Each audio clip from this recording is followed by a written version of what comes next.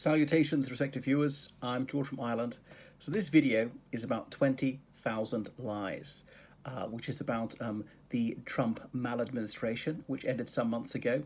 Now, the longest election of all time is still going on, 9 months after the election. According to many Republicans, the election is still going on with yet more recounts, and I think we can guess the result. They're going to say that Trump actually won the election and so on.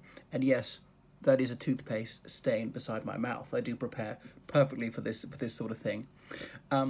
Anyway, so this pestilential Trump era is over for the moment. I know he's still talking about making a comeback. Now, only one president has ever lost office and then regained it at a subsequent election. So, fingers on the buzzers, who was it? Grover Cleveland, way back in the 1870s, if memory serves. So Donald J., he joined the undistinguished list of incumbent presidents who were defenestrated. Only 3 presidents in the previous 100 years have lost office. They're Herbert Hoover, who had the unique misfortune to be president during the Great Depression, Gerald Ford, who of course had never been elected, even as vice president, not by the Electoral College, elected by Congress, was another one of those. So anyway, and Trump is the third. Anyway, so Trump, as we all know, is a shameless showboating charlatan. He's an indelible stain on American history. But such a blatantly, pathologically dishonest, racist demagogue could be elected poses fundamental questions about the assumptions which underpin democracy. The idea that people are guided by reason and so on, and that the public are decently informed and so forth. So it appears as though Trump has always been guided by that Barnum and Bailey dictum, there's a sucker born every minute. And he certainly thinks a fool and his money are quickly parted, and he's achieved that quite a lot. But he's been that fool several times, having gone bankrupt 4 times, having lost billions of dollars. He claims to be an excellent businessman, and like just about everything else he says, that is a whopper of a fallacy. I suppose I'm tens of billions of dollars better off than him in that I haven't lost that amount. So his strategy was to tell lies as bold as brass. Now, being overconfident worked all Trump's life. I mean, yes, there were many cataclysms, but overall, he's got a lot of what he wanted, because if he was successful even some of the time, but never had to pay back the debts, well, that was still going to work for him. It beggars belief that someone of such torpor, turpitude, imbecility, malevolence, deceitfulness, and bottomless immorality and gluttony could ascend to the highest office in the land. It's as though all America's vices were incarnate in one person. So there's never been someone so unfit to serve as the president of the United States.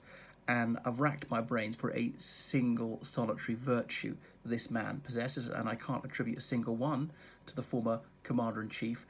Of America's 330 million people, he is the one who was picked. His obese orange physiognomy was the face of the United States, the face of the so-called free world for 4 years. The man who had his podgy digit on the nuclear button.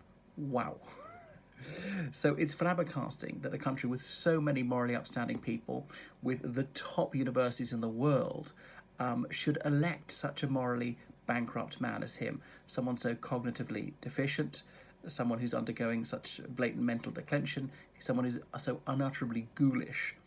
Now, ignorance and arrogance are always a bad mixture, but when they're added to hyper-aggression, the combination's intolerable.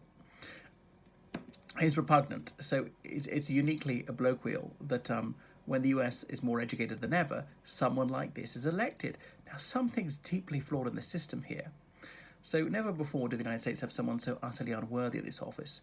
By any measure, he was unfit to hold any position of importance in any sphere, let alone be the head of state. In terms of physique, his mental derangement, his improbity, his intellectual subnormality should be disqualified. His uninquisitiveness is staggering. It makes George W. Bush seem like he was curious by comparison. So methought his incessant offences against decency and truth would redound to his disadvantage. But I was dead wrong. Cast your mind back to Sarah Palin, who stood for the vice presidency on McCain's ticket in 2008. And her idiocy counted against her. That torpedoed McCain's candidacy. But there has been a very tristful degeneration since then. So the pernicious, rebarbative, and regrettable life of Trump is littered with lies and malevolence. He cheated his way into college, as his niece revealed.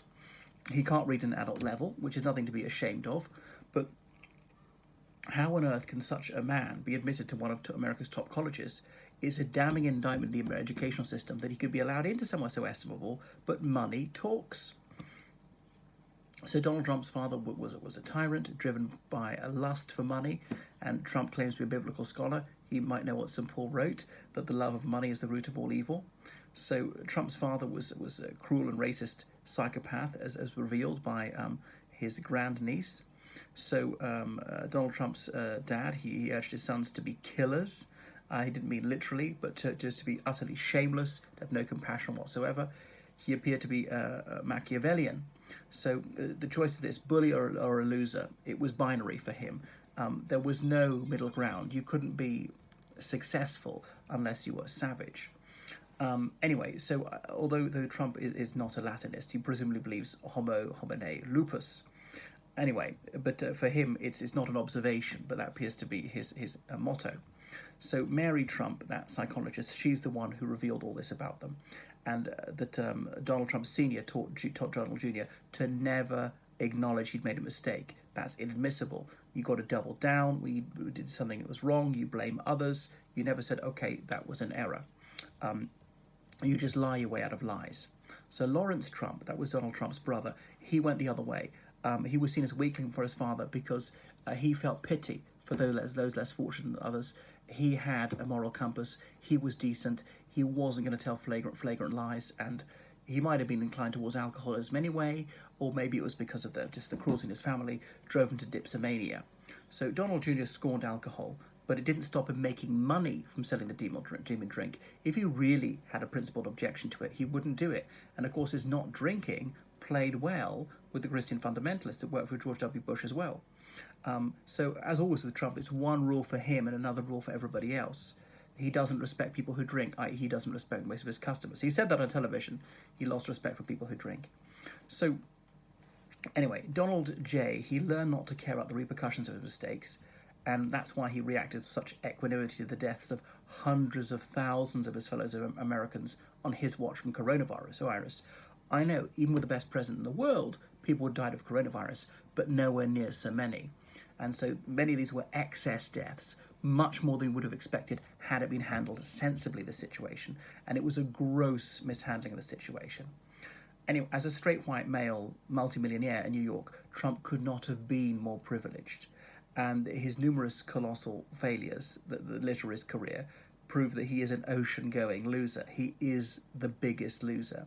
And it takes real endeavour to snatch defeat from the jaws of victory so often when the odds were stacked in his favour so many times. So Donald J. Trump, I thought, is this nominative determinism? Trump being the strongest suit in card games, maybe he thought he had an advantage like that. There's a verb to trump, meaning to overmaster somebody else. Perhaps it made him think he had some predestination towards triumph. But to trump is an antique British argot term for passing flatus. Certainly his rhetoric is flatulent. There's also a Middle English word, trump, meaning trumpet, and Donald J. likes to blow his own. So that perhaps why this ceaseless self-laudation comes from, but I mean, he's not known as a man with a broad Lexus. But it's surely indicative of someone who's bedeviled by this deep-seated and well-justified sense of worthlessness that he's impelled to name everything he can after himself. Trump Steaks, Trump Towers, the Trump Organization. A person of self-assurance wouldn't be endlessly obliged to pass compliments on himself and wouldn't always be craving the adulation of others. That's narcissistic supply. So that speaks volumes about his inner vapidity and vacuity. So he self-medicated for this with these endless on-air therapy sessions with his work wife, Sean Hannity. And these two obese Americans shared another person, their lawyer, Michael Cohen, but that's a couple of years ago. Anyway, someone so boorish and bolshy as Trump must have been ineducable. Imagine having him in a classroom, a nightmare. his incuriosity, his idleness would make him very difficult to teach. And plus, he would never fess up, okay, I got it wrong, I need to improve, I'm going to do it better. I'll spell the word differently this time, or I'll be more careful about a calculation or whatever it was. So his stratospherically high self-esteem, unwarranted by any actual merit, made him believe that he had nothing to learn. And that's the central paradox of psychology. Those who are proudest are often those who should be most ashamed. And he couldn't even recognize his own limitations. That's the Dunning-Kruger effect. So Donald J., he avoided military service by claiming to have bone spurs. Now, that might not be spurious, but anyway, the doctor who diagnosed them was a tenant of Donald J.'s father. So the suspicion is that this physician purposefully misdiagnosed bone spurs as to get a sweetheart deal on the rent. That's probably unfalsifiable, that hypothesis. But Donald Trump has never revealed his medical records. Why? Because it would prove that they never had bone spurs, because bone spurs are lifelong. Anyway, he's so brave, couldn't he have stabbed the Viet Cong to death with his bone spurs? And in the 70s, he bragged that avoiding STDs was his Vietnam. Now, that's not the sort of behaviour that the Republican base on the primaries, on the prairies would approve of in the primaries. Bearing in mind his recklessness, it's highly improbable that he used a prophylactic. If he impregnated someone, would he pressurise her to having an abortion? I think it highly probable. That would entirely be consonant with his character. When has he ever shown moral decency? When has he ever lived up to the values he espoused? When has he ever demonstrated the least modicum of compassion? When has he ever done anything for anyone else? When has he ever paid an ob towards anyone else? When has he made even the teensiest sacrifice for another person? He doesn't even discharge his minimum duties towards his family and his employees. He doesn't even pay people. He plunders from his own so-called charities. He's a lackadaisical sort, and his sport was golf, even in his youth. He was playing that sport of geriatrics. And the only thing he does liberally is cheat. And this is a malignity which spread to all areas of his life. So Donald Trump, he showed himself to be so selfish as to be almost solipsistic. His greed and his craving for praise was on the grandest of scales. There's a dreadful businessman, as I pointed out, he lost billions of dollars. And then he would have us believe that his business acumen is nulli secundus. And if you tell a lie often enough, many people will believe it. So much of his reputation was founded on that specious notion that he was a success when nothing could be further from the truth. They say that the United States have to fake it to make it. Well, Trump certainly embodies that adage. Almost his entire life has been a fallacy. He's boasted of his dynamism and ebullience. In fact, he's often listless and lethargic, and sleepy is the epithet he deploys against his foes. He claims to have this lust for life. Well, he's got a lust for lust and food. He's boasted of his intelligence. His orations consisted almost entirely of words of 2 syllables, but therein lies his unwitting genius, because that appeals to those of limited intellectual ability. So he's got this high-octane odium towards outgroups. Are you hating who I'm hating? It's called negative cohesion. So he radiates detestation towards others. And this is despite him previously saying he was anti-racialist. So Donald Trump always boasts he's an alpha male. Aren't they meant to be into exercise? I mean, I'm not an alpha male. Am I a beta male? I don't know. I don't care. Maybe I am. So far from being stoic, he's very thick-skinned, which is why he goes apoplectic when some of his lies are challenged. He's livid when stood up to. This man's man, he wears more makeup than a circus clown. And would a macho man really have such fussy follicles? And is it manly to pretend to have blonde hair in your 70s, or to not even man up to baldness at that age, and to really throw the toys out of the pram when someone says something that you don't agree with? And it's always ad hominem with him. He can't even engage with the substance of an argument against him, can't respectfully disagree. So Donald J. Trump was mentally fettered by many prejudices, though tellingly, one of the few he didn't voice, so far as I know, is homophobia. I'm unsure why. So and Donald J. would have us believe that he made money. Remember, he started off in the 60s with, as he said, a small loan of $1 million from his father. $1 million is not small even now. It would be worth 50 times that in the early 60s. And Donald Trump never claims to have even repaid back that loan. Has he repaid any loan? Not that I know of. Anyway, in the 70s, Donald Trump Sr. was called to his reward. So Donald Jr. inherited $400 million. So in modern values, that would be about 5 billion, which is the estimated wealth he's had. So he could have simply given that to wealth managers. They would have invested it wisely, and these astute investments would have made his wealth fructify. He would have accrued a lot of money. But his conceit and imbecility made him engage in this gamut of these madcap business ventures, or misadventures, perhaps I should say. So, he didn't get many misadventurers to join him in these ones. He encountered as many calamities as you expect from someone of his egregious idleness and his weaponized idiocy. His unwisdom should have been a salutary warning to the Republican Party, but when did reason and evidence ever sway them? So he is an attention addict. He assiduously courted the media. He was eager to have his photo and name seen everywhere, and this sometimes worked for him. In business, he berated editors if the coverage didn't praise him in effusive enough terms, and he was so vain to have his name everywhere. Stump the Trump steak, as I said. So, and remember, he assured people that Trump wine was surpassingly fine, despite the fact he never tried to drop of that tipple. Illogic, n'est-ce pas? So, and the Trump organization, it deliberately discriminated against African Americans' housings. It was found that. So this racialist policy was directed from the top. It wasn't a case of employees doing it because of their own racial prejudices or in their own initiative, refusing to sell properties or lease properties to black people. So cement for the Trump organization was purchased from a notorious mob boss called Fat Tony Salerno. Now, Trump as a useless businessman has been well established many times over. That's irrefragably proven. Why was he buying cement from Salerno rather than any other provider? It wasn't because of quality and price. Trump is no good at judging this kind of thing. It was to curry favor with a hoodlum. So he's got a few street smarts. He's canny enough to know that was a wise move. Anyway, besides property wheeler dealing, what else did he get into? Casinos. So casinos are mobbed up. Everybody knows that. And what goes on in and around casinos? Well, alcohol abuse, prostitution, smoking, loan sharking, money laundering. These are all the unavoidable concomitants of casinos. Now, most of these things don't bother me. I'm not judgmental. Do what you like. But leave aside the financial and psychological damage that such places do to those with addictive personalities and innumeracy. Well, Trump would be one of them. But it's odd that Christian evangelicals who so disapprove of wages and all the attendant vices of casinos would choose Trump as their standard bearer. He was the poster boy for this moral majority movement. So these moralizers, they curiously suspend judgment when it comes to the fake tan Führer. So preying on the feeble-minded works for Donald Trump. The hopeless, the vulnerable, they're the people who lap up Trump's gospel. And the casinos turned out to be casinos for Trump's money too, because he mismanaged them. And they say the house always wins. But he managed to have several of them go bust, including one at Atlantic City.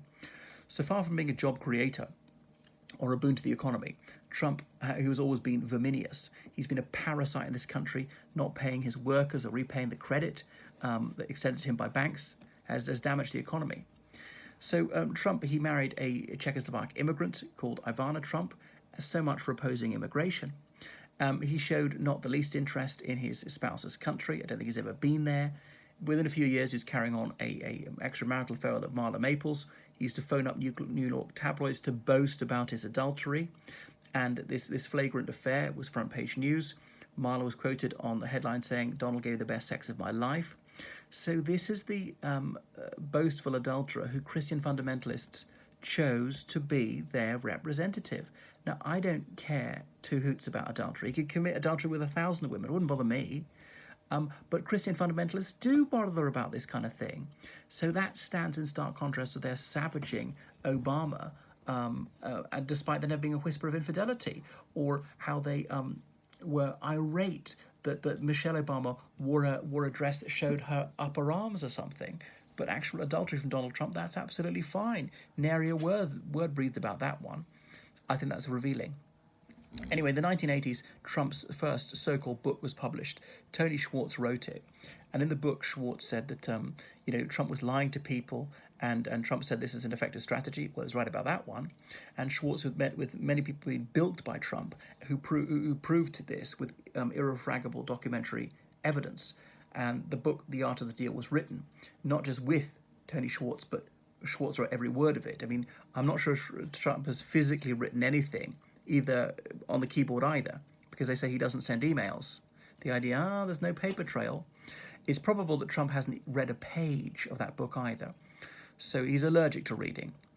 Anyway, he was a registered Republican in the early 80s. He wanted to be vice president. He gathered a team. He went to a primary in 1988. He was laughed out of town, a political ingenue. But in 2016, he was not the political version he claimed to be, and that was part of his appeal to some. So in the late 80s, Trump, he visited Moscow, the Soviet government. They used to like to send pliant women to the hotel rooms when men of consequence were visiting. Now, I don't know whether he had such visitants in his room. A video camera would be installed behind a mirror, and they'd be filmed in flagrante delicto. This would be compromat, this material. You know, you're in a honey trap, we can blackmail you. But the USSR might have seen him as a potential asset from that time. His sexual incontinence make him an easy victim. On the other hand, he's shameless. Even though it was a video proving it was him, he would say it was faked, and everybody knew it was an adulterer, so that probably wouldn't work with him. So Donald J. used to phone up newspapers in the 80s, claiming to be a guy called John Barron, but it was clearly just Donald Trump under an alias, and he was putting on a false voice, singing the praise of Donald Trump, but it didn't hoodwink anybody. So, but Forbes was bamboozled by Trump into putting him on the rich list and overestimating his wealth, although that doesn't square up with his tax returns, not surprisingly. He's persistently lied about the size of his assets, and in the other sense, well, I don't know what they are, he used to lie about his membrum virile. Well, maybe not lie, but boast about it. It's staggering he went on a stage at a political rally, and the Republican base still picked him, despite it being puerile enough to boast about the size of his penis. But doesn't that show, again, this profound sense of insecurity? And I think there's something quite Freudian about erecting all these enormous towers. Why else would you feel compelled to do that? He's underreported his wealth on his tax returns, and he's got away with these flagrant felonies for decades. So in the 80s, somebody commented that Trump has got disproportionately small hands. He took that as a mortal slight. It's something he's never forgiven, and he'll say, "You'll be my enemy for life," and that is the only time he's a man of his word. He's exceptionally touchy. So then he divorced Ivana. When he wed his mistress, he created a job vacancy, as Sir James Goldsmith would have said. So Trump invited notorious New York gangsters to his wedding, and his second wife produced a daughter, and Trump promptly divorced her. So then he married a Slovenian immigrant who'd come to the US on a tourist visa, made money posing for pornographic photos, being photographed cavorting naked on a bed with another woman, this sapphic scene. So anyway, she was there to work on an Einstein visa later on. Ha ha ha. So as if posing in the buff requires intelligence. Now, naked photos don't offend me one bit. Pornography, go ahead. But to the Republican base, these are morally unacceptable. They express their repugnance to this kind of thing. So you see how the Republicans, they'll monster Michelle Obama, as I said, for wearing an ordinary evening dress. But lesbian pornography is absolutely fine by these people. Well, I don't quite understand the moral distinction. Is it because one person's black and the other's white? Anyway, so he met Melania Trump, who speaks very accented English. It's the sort of accent that gets newly naturalized Americans insulted in Trump country. And a claim to speak other languages such as Italian is probably bogus, because on a visit to Italy, she didn't use a word of Italian, which would have been a perfect opportunity. So Trump was notorious in the 90s for the Central Park jogger case, when a single white female was set upon, severely beaten up and raped in Central Park. So several youths were arrested. The suspects were said to be African American, Hispanic. And then, anyway, put yourself in the position of these boys, and they were all under 18, charged with rape and attempted murder in a highly charged case, fear of a life sentence. And then an extremely influential billionaire demanded their death. Trump took out advertising space in newspapers, say the suspects were guilty, they should be executed, that the defendants have unbelievable rights. Wow. Anyway, it was all proven beyond a penumbra of doubt that they were not guilty because of DNA evidence. But he continued to insist they were guilty. But when he's questioned about something, he goes berserk. He has an absolute meltdown tantrum, says we're living in Nazi Germany. But if an ethnic minority person is suspected of something, he says, no, should have no no civil rights, no fair trial. They should be executed, even if they're minors. Wow. A guy who wanted children of his own nationality to be executed for a crime less than murder, despite them being proven innocent. Anyway, it is nauseating that well over 100 million people voted for him. That's enough for the moment. Look forward to my next instalment of 20,000 Lies. Goodbye.